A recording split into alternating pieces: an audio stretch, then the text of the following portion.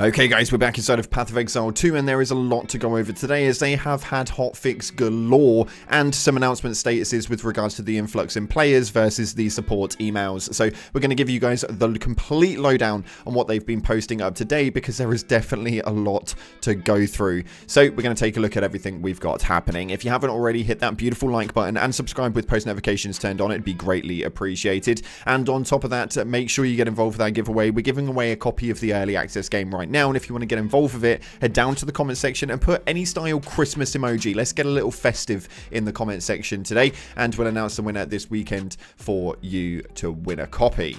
Nonetheless, let's dive into the game and see what's happening at the moment. So starting off, we are going to be jumbling these up and go through some of the smaller patch pieces before we get into the big one at the end. But first of all, the demon form now has a minimum of 1 life lost per second per stack. So obviously there is a bit of a change up there. As well as that, they are having a bit of a problem with the support email response delays. They state right here, we've had a massive amount of players logging into Path of Exile 2 since launch, which has been an amazing piece to see. Unfortunately, such a huge influx in players also generates an enormous amount of support requests. Despite their best efforts, we're currently looking to turn around times that are much longer than expected on new emails. Where we'd usually be aiming for a response within the same day, if not the same hour, we're currently hiring new people to support to be able to handle the increased load so that we can decrease the backlog as soon as possible. If you have submitted a ticket with the support team, please do not send follow-up messages to check on the status of your request, as this can create further delays. But rest assured that if you're waiting for a response from our support team, they'll get back to you as soon as humanly possible. The situation has been also quite exasperated by technical limitations. Our ticket processing team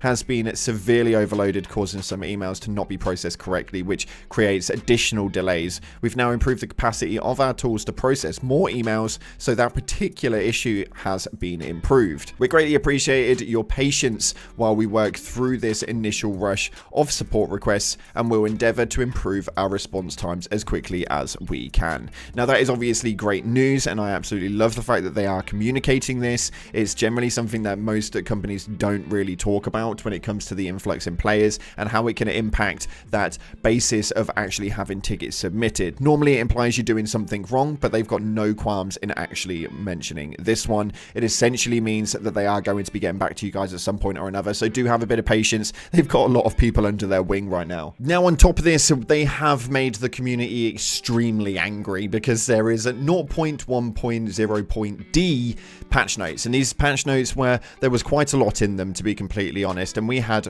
all sorts in here, from the player size being set to 0 now, which obviously meant that the dodge rolling was that instead of 1 unit, and that means that obviously you can get out of those tighter gaps. Now, unfortunately, what that's also enabling is people to be able to burst outside of the map and get to zones they shouldn't have been able to get to. We've seen that quite a few times already, as well as these smaller monsters now being able to be pushed while dodge rolling. They did things like a buff on leech, which is great, and the bone shatter now has more reliable hits when you're aiming at a target. So loads of good things, but they also tweaked some things in a bad spectrum. Now, this is obviously going to highlight quite a lot more than the good things because it's impacted quite a lot of very big high trigger point spells. Now, when we take a look at what's happening inside of this right now, the general improvements and changes will pop up on screen. Feel free to look through them if you want, but that's not the bit that we need to focus on from this patch. The big thing that everybody's talking about right now seems to be this right here, which is trigger gems and energy gain.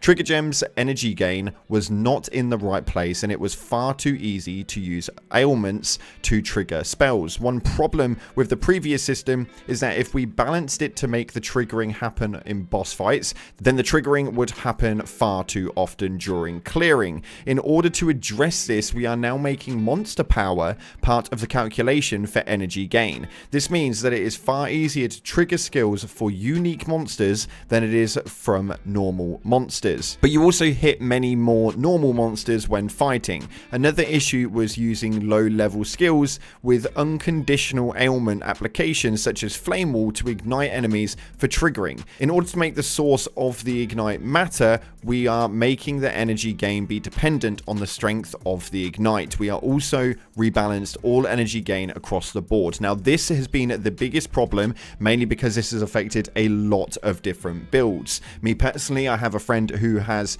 got a specific ice build for their sorcerer, and this has massively negatively negatively impacted his build overall, rendering it borderline useless. And unfortunately, because of the way that the skill trees and passives genuinely work, it means that he would have to spend tens and tens and tens of thousands of gold to be able to respec his passives, to be able to change up the build and take it backwards. Now, the problem that people have at the moment isn't that they're making these changes, because we're aware we're in early access. These changes are going to happen when certain things are found, and we're also aware that there are a lot of content creators out there that are really, really good at taking figures and making a build that is absolutely game breaking. Unfortunately, what that is now doing is that's leading to a lot of people that have been following some build guides or even working on a build themselves to now be rendered bloody useless with a load of issues from that. Now, they are getting a lot of kickback with a lot of different content creators, a lot of different social media influencers, all kicking off with regards to the fact of how this has been treated other people.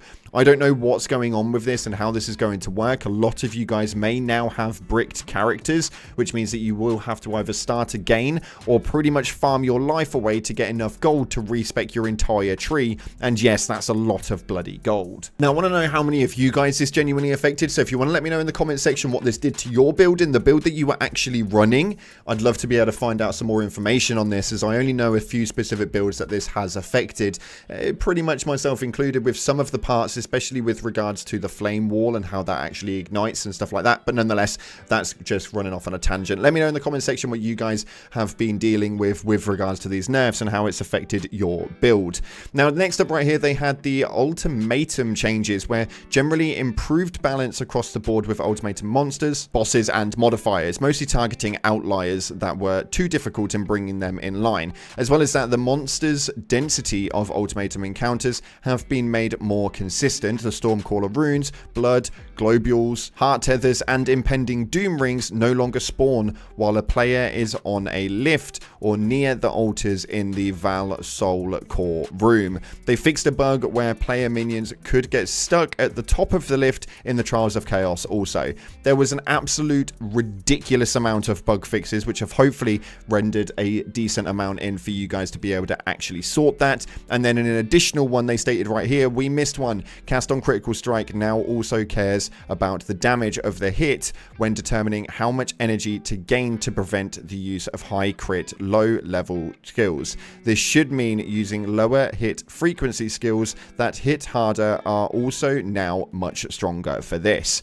I'm not too sure where they're taking this game and where they've been taking the build overall and how they're actually working with a lot of the numbers, because unfortunately what this is doing right now is after the first week of grinding, and so I know full well that some of you guys have absolutely zero lifed this game, that you are now being rendered useless for the most part in this area. All I can do is apologize for that basis and hope that it gets better soon, but they seem to be looking for the longevity of this game, and the problem is that PoE 1 was so well balanced out there wasn't really a meta, whereas in this game we are obviously at the beginning stages, and this is the bit where a lot of chopping and axing is going to happen until they eventually hit that no meta stage, with new weapons, new skills and abilities going to be coming in over the next 6 months to a year. I feel like this could be quite a long road for Path of Exile 2. Let me know what you guys are thinking right now and how you're feeling about all of this, and we can get conversations going down in the comment section below. Thank you so much again for watching, guys. If you haven't already, hit that like button, subscribe, post notifications turned on, and as always, I'll see you in the clouds.